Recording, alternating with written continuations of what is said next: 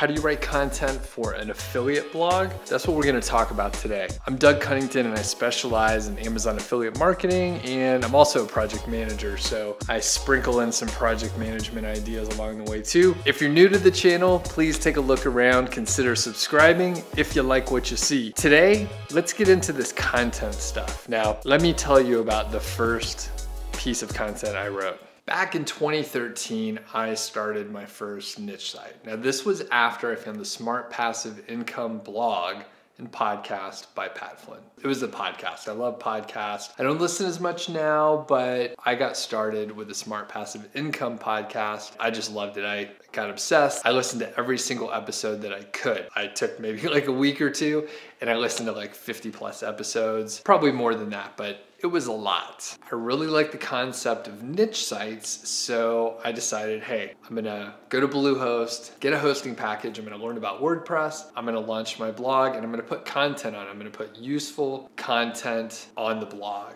And then the trouble started. How do you write content for a blog or a niche site? And I was, at the time, trying to create like an AdSense site, would show like AdSense banners on the site, and I just didn't know what to write about. So I had a couple keywords that I knew I wanted to, put into blog posts, but I was just like, how am I gonna do this? I don't know the topic, I don't understand the niche, I literally know nothing about it. The ideas I'm going to tell you about will be useful if you're brand new to niche sites, but also if you're experienced. So if you're experienced, be sure to stick around. Like, it could be very useful for you. And the thing is, like, when you start working with say like a new VA, or maybe you're just trying to explain to your friends and family and just other people that don't understand anything about these niche sites, these kind of answers can help you explain it in a simple way. First of all, the key thing you have to understand is you don't want to copy anything verbatim. I get a lot of questions like, can I copy information from other websites? Can I copy information from Amazon? Anything that you're trying to copy verbatim is probably not a good idea. Now, where are there exceptions? Let's say, for example, you take a small quote, couple lines or something from someone's site,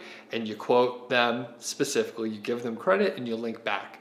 That's probably going to be okay, particularly if it's a small sort of percentage of the overall piece of content. But in general, copying things is a bad idea. Another common question I get is around using sort of like a content spinner, where it gathers different like sources from the internet all over the web, like Wikipedia or CNN or other niche sites, and then it sort of mashes them together and uses like a thesaurus to substitute words, so you end up with something original, but usually it doesn't make sense. It's very poorly written because it's done by software. So no copying and no spinning. So that's fairly straightforward. I hope a lot of people weren't thinking that anyway, but depending on where you were looking, it may be referenced. In fact, when I first started, Pat Flynn on Smart Passive Income, referenced using article spinners and stuff like that. And it was common practice back in the day.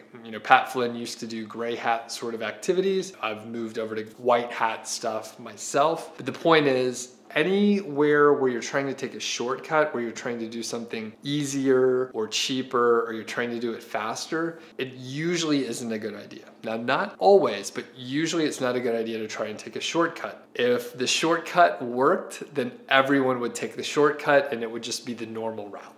So just keep that in mind. That applies for content for niche sites. It applies for like most things in life as well. So shortcuts usually don't work. Okay, let me take you back to what it was like writing that first piece of content. I happened to be house sitting. My wife and I were house sitting for some of our friends. And I remember sitting down in the office. It was a really nice workspace. And I had my laptop on the desk and I was staring at a blank WordPress post. And I was like, how am I gonna write this? So I started, doing what I assumed was the right thing to do. So I tried to look up other resources out there and see what they wrote about the topic. Unfortunately, I did such poor keyword research that there weren't even that many sources, and it was sort of an obscure topic. So I couldn't find much info. It took me so long to write. The problem is I didn't write much in general. Sure, I wrote emails at work and some documents at work, but it's fairly technical business writing. So I never had to like sort of put ideas together from different sources. And really that's what we're doing. When it comes down to it, we're gonna do research in different areas and we're gonna try and present information in our own words. Now, I'm gonna tell you a couple ways to do it with very specific methods. So you won't have to like recreate the wheel or anything. I'll tell you what to do. So as I'm sitting there trying to write, I was frustrated, number one. I was a little nervous and scared for number two.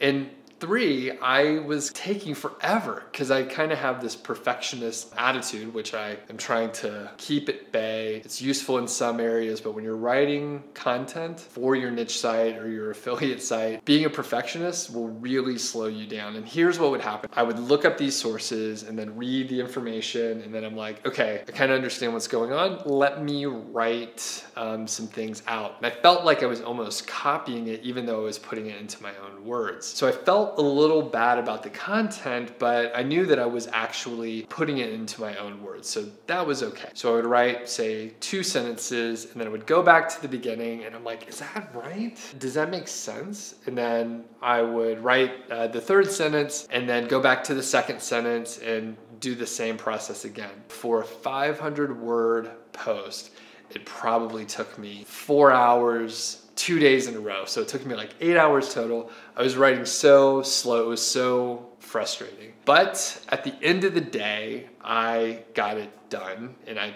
published it. It ended up getting like a lot of traffic over time through decent backlinking and stuff like that. Even though it wasn't highly searched for, it ended up getting some traffic. So fast forward like 3 years, where I essentially did the same process. It's called the RPM. It's the research paper method. And it goes back to when we used to do research papers in middle school and high school and college and so on, where maybe you went to the library or you looked stuff up online, you gathered a bunch of resources, you read that information and then put it together into your own idea, potentially like repackaging some other ideas too, and then hopefully inserting your own ideas into it. Now, you don't always have to place your new ideas and arrive at like a new conclusion or anything. There's value in pulling information together. For example, look at Wikipedia. That's a great example where the sources are listed at the bottom. There's references at the bottom that you can go check, basically get an idea of how they arrived at the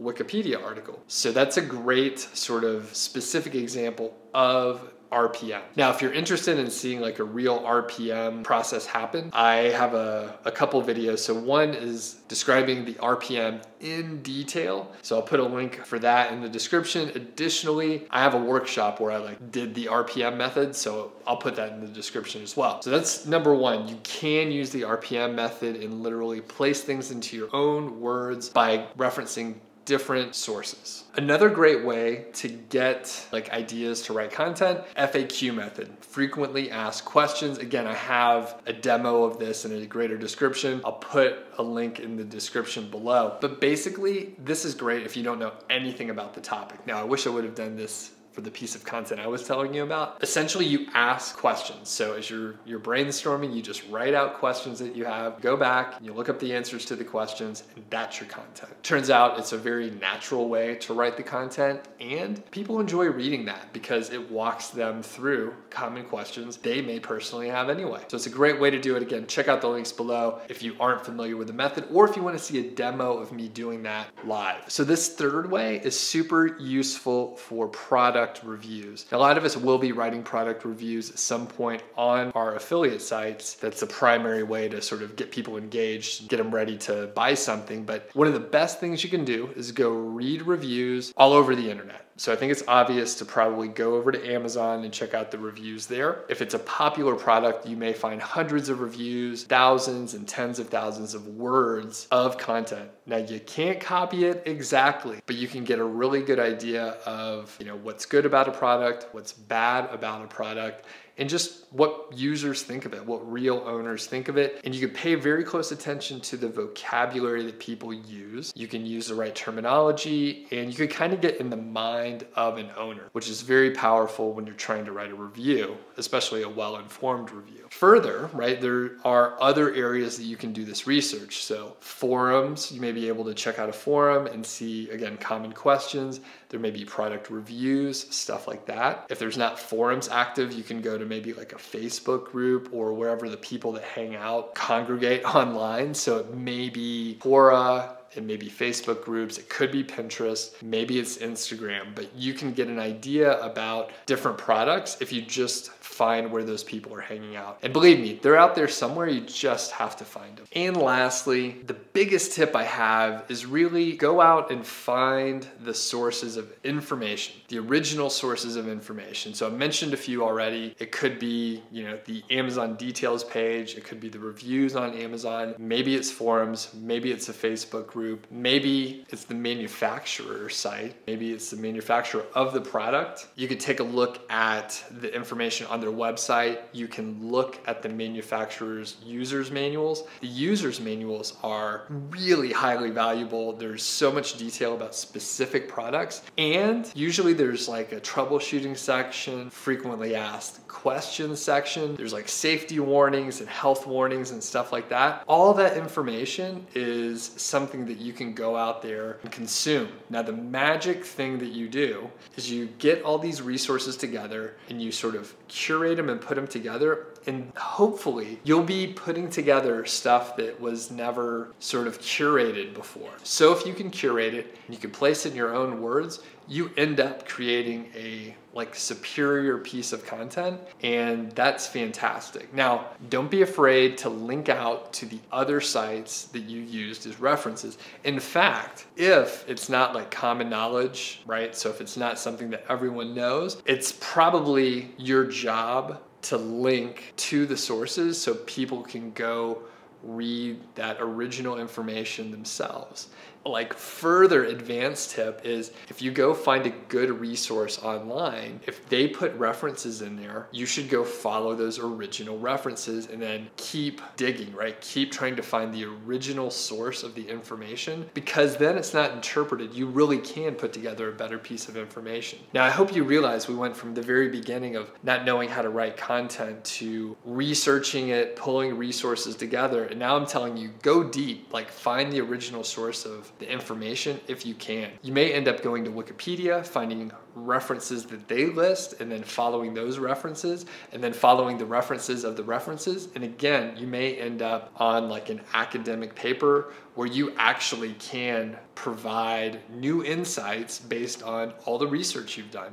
So when you put that all together, you end up creating something that's useful, something that should be interesting, and all of a sudden you didn't know how to write this piece of content, and now you're able to create something that's really valuable for that specific topic. Question of the day: how do you write content? Now, I know everyone doesn't write their own content. Maybe you have a writer working for you. So let me know, number one, do you write your own content? Saying whether you write your own content or if you hire a writer.